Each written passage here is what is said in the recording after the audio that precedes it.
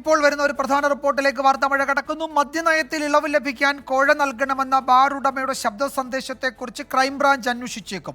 Excise മന്ത്രി എം.ബി. രാജേഷിന്റെ പരാതി പോലീസ് മേധാവി ക്രൈംബ്രാഞ്ച് ADGPക്ക് കൈമാറി. ഷഫീദ് റാവുത്തർ വിവരങ്ങൾ നൽകും തിരുവനന്തപുരത്ത് നിന്ന്. ഷഫീദ്, ഇതിലൊരു ഗൂഢാലോചനയുണ്ട് എന്നും അതിൽ വിശദമായ അന്വേഷണം വേണമെന്നുമായിരുന്നല്ലോ എക്സൈസ് മന്ത്രി DGPക്ക് നൽകിയ പരാതിയിൽ പറഞ്ഞിരുന്നത്. എന്താണ് DGPയുടെ പുതിയ നീക്കം?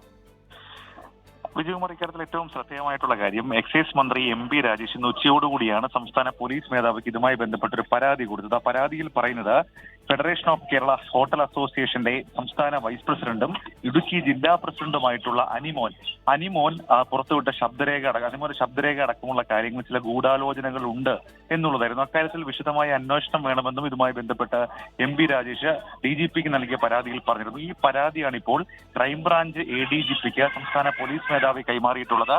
ഈ പരാതിയിൽ വിശദമായ അന്വേഷണം അടക്കമുള്ള കാര്യങ്ങൾ ക്രൈംബ്രാഞ്ച് ആയിരിക്കാം ഒരുപക്ഷെ നടത്തുക എന്നുള്ളതാണ് ഏറ്റവും സുപ്രധാനമായിട്ടുള്ള കാര്യം. മാത്രവുമല്ല, ഇതുമായി ബന്ധപ്പെട്ട് നിലവിൽ ഇപ്പോൾ നമുക്ക് ലഭിക്കുന്ന വിവരമനുസരിച്ച് ഗൗരവത്തിലുള്ള ഒരു അന്വേഷണം സംസ്ഥാന സർക്കാരിന്റെ ഭാഗത്തു നിന്നുണ്ടാകും. പ്രത്യേകിച്ച് CPM അടക്കം ഇക്കാര്യത്തെ പ്രതിരോധിച്ചത് അത് പ്രതിപക്ഷം ആസൂത്രണം ചെയ്തൊരു ഗൂഢാലോചന, പ്രതിപക്ഷ നേതാവും KPCC അധ്യക്ഷൻ അടക്കമുള്ള ആളുകൾ ഇതുമായി ബന്ധപ്പെട്ട് ചില ഗൂഢാലോചനകൾ നടത്തി സംസ്ഥാന സർക്കാരിനെ അപകീർത്തിപ്പെടുത്താനുള്ള നീക്കം, മാത്രവുമല്ല ചർച്ച പോലും ആരംഭിച്ചിട്ടില്ലാത്ത മദ്യനയത്തിൽ സംസ്ഥാന സർക്കാരിനെ അപകീർത്തിപ്പെടുത്താനുള്ള നീക്കം എന്ന രീതിയിലാണ്.